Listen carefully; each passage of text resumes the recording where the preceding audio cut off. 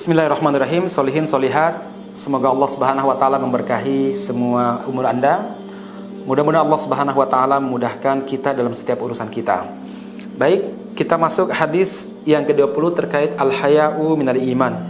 Malu itu bagian daripada iman. Saya bacakan hadisnya. An Abi Mas'udin Uqbah bin Amru al-Ansari al-Badri radhiyallahu an.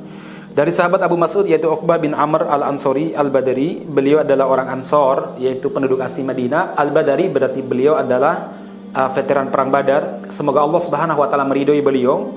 Qala, beliau berkata, qala Rasulullah sallallahu alaihi wasallam, Nabi Muhammad sallallahu alaihi wasallam bersabda, "Inna mimma adrakan nasu min kalamin nubuwatil ula, idza lam tastahyi fasna ma syi'ta." Sesungguhnya di antara pelajaran yang didapatkan oleh manusia dari perkataan para nabi yang terdahulu adalah, jika kamu tidak malu maka berbuatlah sesukamu. Jika kamu tidak malu maka berbuatlah sesukamu. Hadis riwayat Bukhari. Saudara-saudara sekalian yang mudah-mudahan dirahmati Allah Subhanahu wa taala, hadis ini merupakan hadis yang sangat luar biasa sumber ilmunya. Merupakan faedah yang luar biasa. Ini terkait masalah akhlak seorang muslim, yaitu apa? Dia harus mampu mengendalikan dirinya dan dia harus menghadirkan rasa malu. Ma'asyiral muslimin yang mudah-mudahan dirahmati Allah Subhanahu wa taala, malu yang dimaksud di sini adalah malu dalam meninggalkan hal-hal yang baik atau malu dalam mengerjakan perbuatan yang buruk. Dalam sebuah hadis, Rasulullah sallallahu alaihi wasallam pernah melihat ada salah seorang sahabat yang meminta kepada saudaranya untuk tidak malu. Kemudian Nabi Muhammad sallallahu alaihi wasallam mengatakan, biarkanlah dia, sesungguhnya rasa malu itu selalu mendatangkan kebaikan. Sesungguhnya apa? Rasa malu itu selalu mendatangkan kebaikan. Para ulama mengatakan bahwa malu itu ada dua ya. Malu itu ada dua. Satu, malu yang melahirkan kebaikan. Yang kedua, malu yang akan menyebabkan keburukan.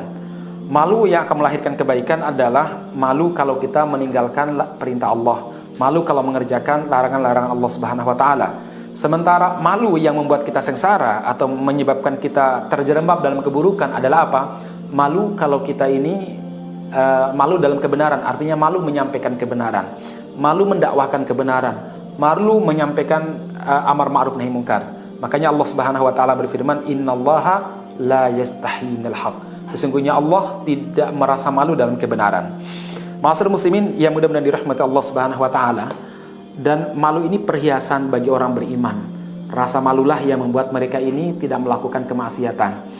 Dan lebih-lebih kalau dia itu seorang wanita muslimah, seorang wanita dihiasi dengan rasa malunya dan kelembutan dalam bertutur kata. Ketika perempuan kehilangan dua hal ini, udah nggak punya rasa malu, yang kedua kasar, maka mahkotanya hilang. Tidak ada keindahan lagi pada wanita tersebut. Ma'asyiral muslimin yang mudah-mudahan dirahmati Allah Subhanahu wa taala, malu menurut Imam Ibnu Rajab Al-Hambali terdiri dari dua. Satu, malu karena tabiat kemanusiaan, seperti orang yang terdidik di masyarakat yang malu kalau makan berdiri, malu kalau buka kepala, malu kalau buka dada, walaupun dia orang kafir. Tapi memang ada sebagian masyarakat yang menjaga hal-hal yang menurut mereka tidak baik. Dan ini juga baik jemaah sekalian, ini juga baik. Yang kedua adalah apa? Yaitu malu karena malu yang lahir dari ma'rifatullah. Malu yang lahir dari ma'rifatullah yaitu apa? Semakin orang itu mengenal Allah Subhanahu wa taala, maka semakin tinggi rasa malunya. Malu kalau dia berbuat maksiat. Ma'asyiral muslimin yang mudah-mudahan dirahmati Allah Subhanahu wa taala, sebagaimana disampaikan oleh Nabi tadi bahwa malu itu semuanya baik. Tidak ada malu yang melahirkan keburukan kecuali malu dalam kebenaran ya, malu dalam menyampaikan kebenaran. Saudara sekalian yang mudah-mudahan dirahmati Allah Subhanahu wa taala, Imam Al-Hasan Al-Basri pernah berkata, al-haya'u haya'ani.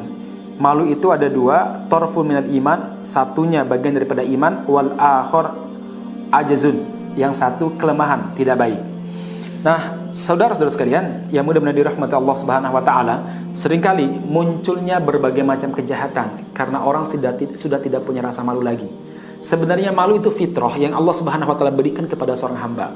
Walaupun dia belum tahu ilmu, walaupun dia belum beriman, bahkan dia tidak melakukan perbuatan-perbuatan nista, itu karena malu. Ya, ini fitrah yang Allah Subhanahu wa taala berikan kepada manusia. Contoh, orang itu malu kalau selingkuh. Orang itu malu kalau hamil di luar nikah. orang itu malu, itu kan fitrah sebenarnya. Tanpa dalil pun orang yang masih lurus fitrahnya pasti merasa malu melakukan perbuatan-perbuatan nista tersebut. Makanya jemaah sekalian, di antara cara orang kafir maupun orang-orang munafik dalam menghancurkan akhlak generasi muslim, dalam menghancurkan Islam juga adalah apa?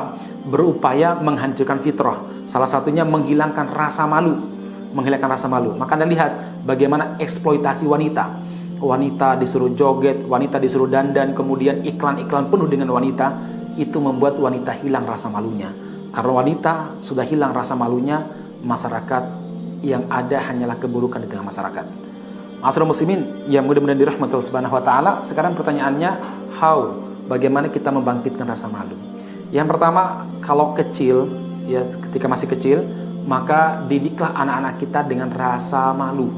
Ya, malu kalau terlambat, malu kalau makan berdiri, malu kalau tidak hormat kepada orang tua, malu kalau seandainya mereka berkata bohong. Jadi ini kita didik pada anak-anak kita. Yang kedua, kita harus mengenal Allah Subhanahu wa taala dengan sebenar-benarnya ma'rifah. Orang semakin mengenal Allah Subhanahu wa taala, maka dia semakin malu untuk melakukan keburukan, untuk melakukan kemaksiatan. Kenapa? Karena dia telah memakan dan memakai nikmat Allah yang begitu banyak. Ibarat begini, kalau ada orang yang pernah diberi jasa, misalkan dipinjamkan uang, dipinjamkan mobil, bahkan dipinjamkan rumah, maka yang minjam ini tentu akan malu kepada tuan rumah. Kalau diundang gak hadir, dia malu. Kalau dia melakukan sesuatu yang menyakiti tuan rumah yang suka meminjamkan sama dia, dia malu. Demikian juga seorang muslim, kalau dia ma'rifatullahnya luar biasa, dia mengenal dan mengetahui nikmat-nikmat yang Allah Subhanahu wa taala pada dirinya. Dia mengetahui bagaimana keagungan Allah Subhanahu wa taala, bagaimana kemurahan Allah Subhanahu wa taala, kasih sayangnya Allah kepada dia, maka tentu dia akan malu kalau dia melanggar syariat Allah Subhanahu wa taala. Sekali lagi jemaah sekalian, malu itu bagian daripada iman. Barakallahu fikum.